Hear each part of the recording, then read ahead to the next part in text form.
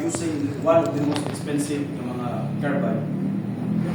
And it is designed to sharpen the knife.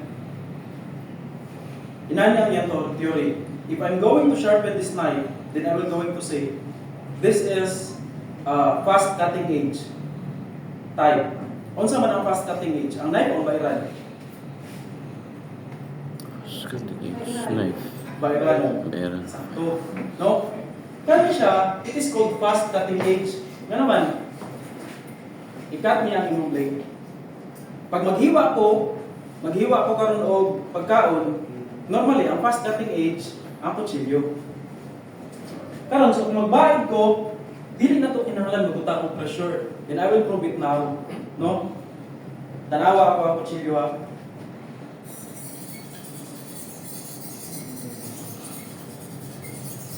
Eh, tama din, dapat may timer. Mapahait na ko na within 10 minutes. Pinakataas na siya.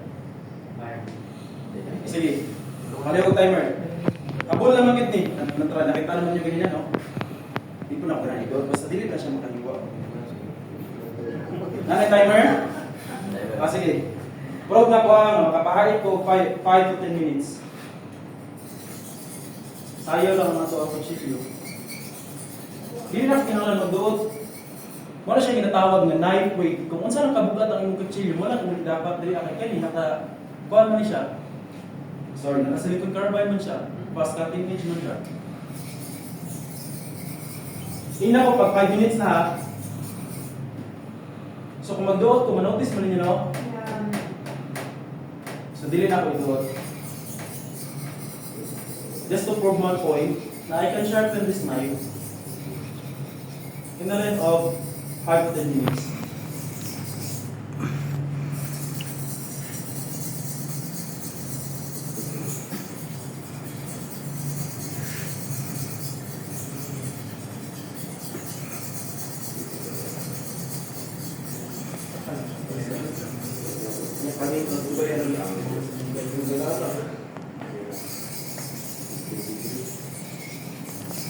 Five minutes na?